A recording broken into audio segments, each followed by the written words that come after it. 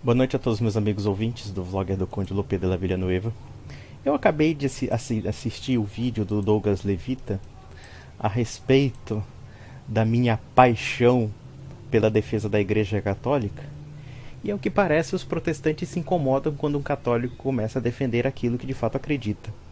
Ou seja, para ele é o seguinte: católico tem que ficar no seu cantinho, enquanto os protestantes podem divulgar as suas heresias, as suas falsidades, os seus erros à vontade, inclusive seus erros contra a própria igreja. Porque no final da história, nós sabemos que muito da propaganda protestante é também uma propaganda de desinformação sobre não somente a história da igreja, como também a própria doutrina católica.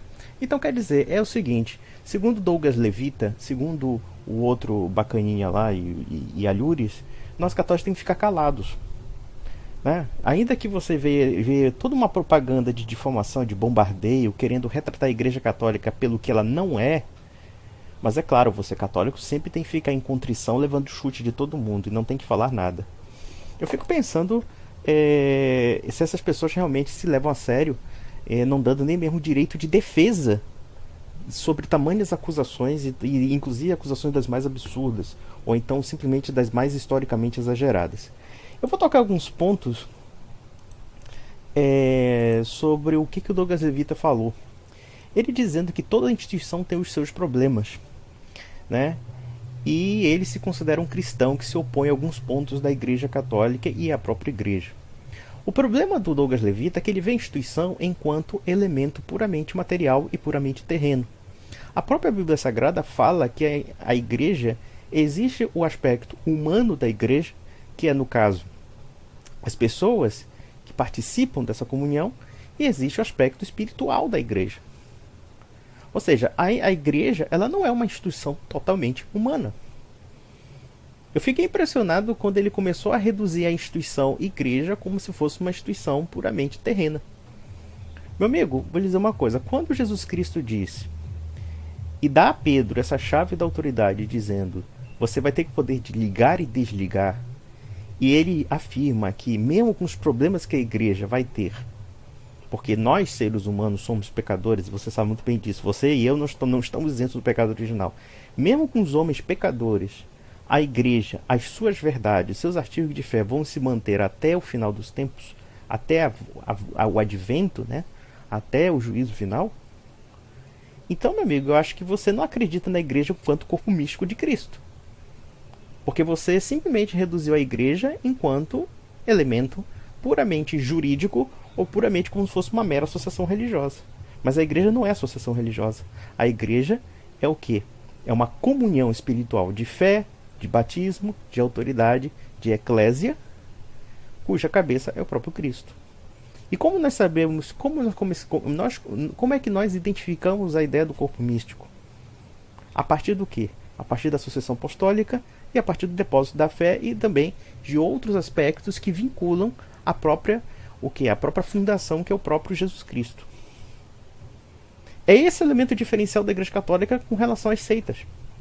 Com relação a um sujeito que pega uma Bíblia, se inspira e acha que tem que inventar uma outra igreja, envia igreja do sétimo dia do raio da puta que o pariu.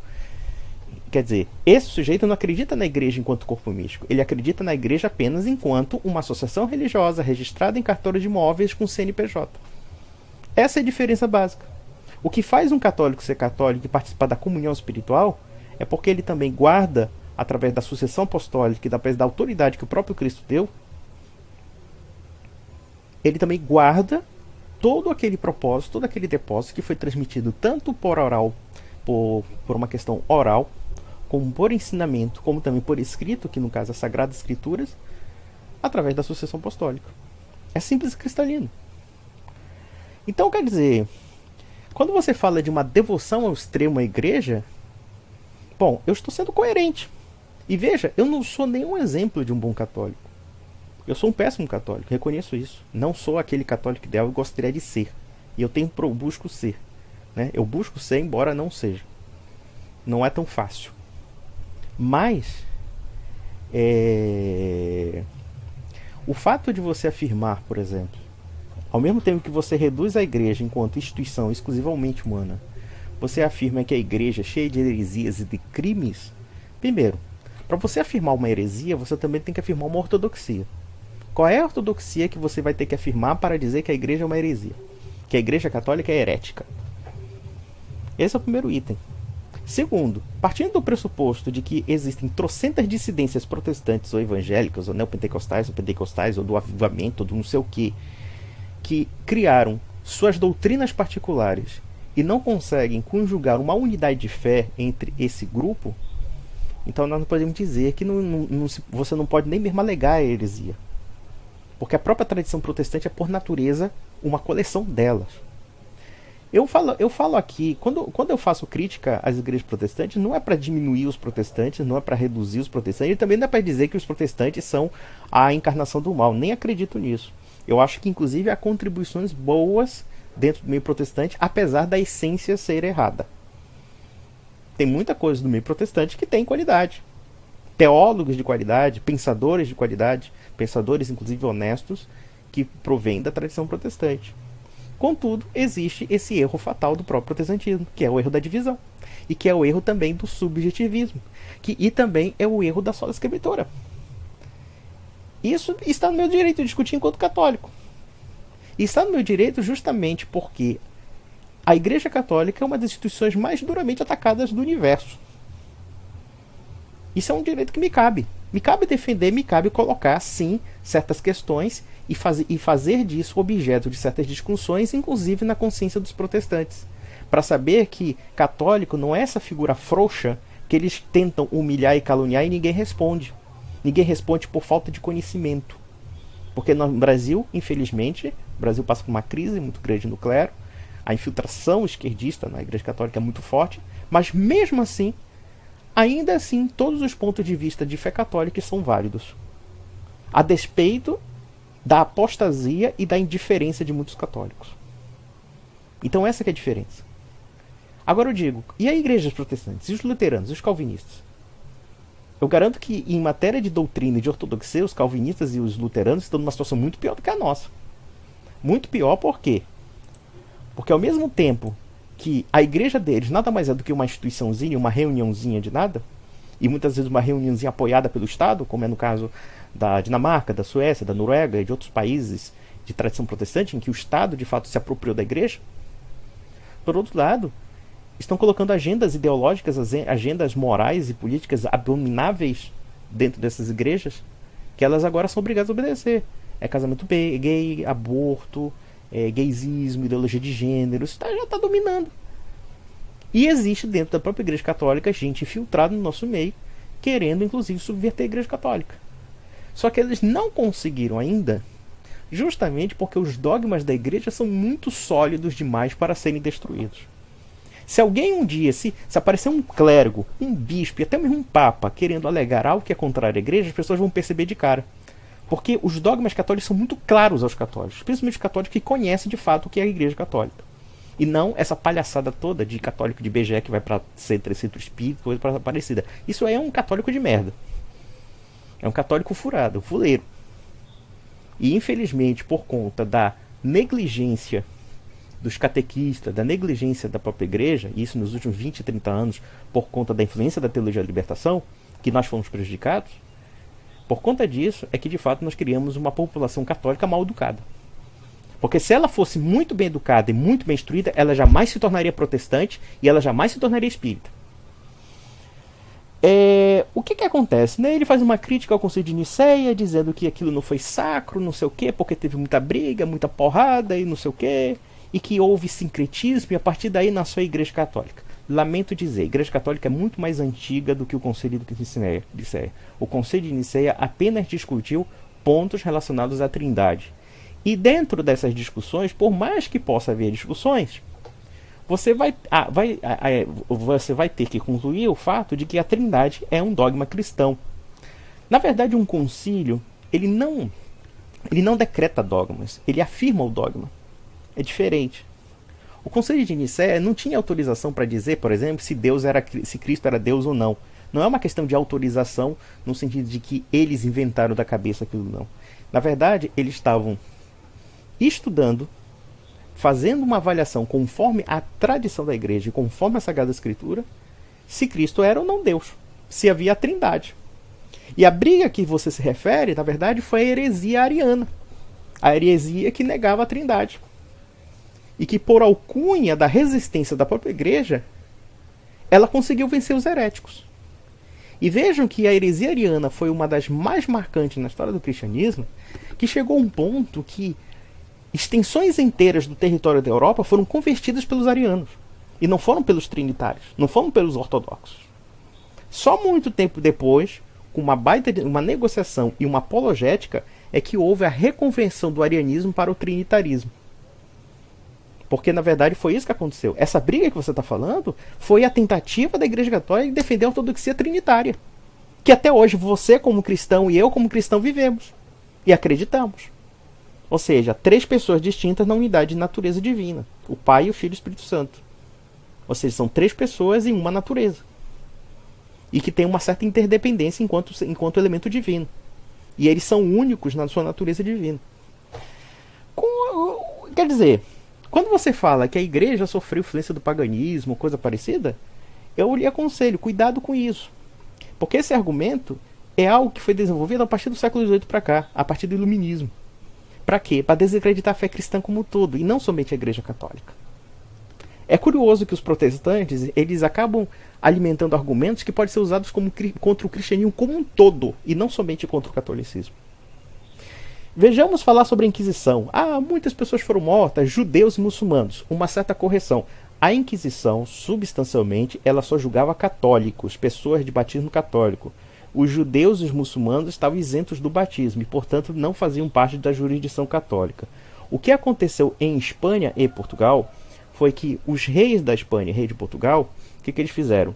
Eles simplesmente decretaram que só cristãos poderiam viver nos determinados territórios onde eles tinham o exercício do poder. Se os judeus muçulmanos não quisessem converter, eles seriam obrigados a se retirar do território. Foi isso que aconteceu. E por conta disso, alguns judeus, não querendo sair desse território, acabaram se convertendo à fé cristã e aceitando a jurisdição cristã e também as leis cristãs, como os judeus eram sujeitos à jurisdição das leis judaicas. E já que você fala da questão de perseguição religiosa, que é a intolerância da Inquisição, não sei o quê, todas as religiões daquele tempo eram intolerantes com relação à dissidência, inclusive a judaica e a muçulmana. Se um muçulmano apostasiasse da fé muçulmana, ele poderia ser morto. Se ele apostasiasse da fé judaica, ele poderia ser apedrejado, então sendo expulso e banido da comunidade judaica para sempre. Basta você estudar o caso de Baruch de Spinoza no século XVII, na Holanda protestante, que era uma Holanda inclusive tolerante em matéria de religião, mas em contrapartida a comunidade judaica expulsou Baruch de Spinoza acusando-o de ateísmo, materialismo e ateísmo, de não atender aos paradigmas da fé judaica, ou pelo menos da fé rabínica. E ele foi expulso da comunidade judaica e foi considerado um pária pelos judeus. A sorte dele é que a comunidade protestante arminiana, de uma perspectiva um pouco mais liberal, acabou acolhendo Baruch de Spinoza. Foi isso que aconteceu. Então, quando você fala da igreja, você ignora também o fato de que também os protestantes, eles também impunham regras contra a heresia dentro dos seus respectivos domínios. Eu posso falar aqui da Inglaterra protestante. A Inglaterra protestante, para se estabelecer enquanto religião oficial, e em particular a igreja anglicana, foi simplesmente utilizado um verdadeiro massacre e genocídio dos católicos ingleses e católicos irlandeses.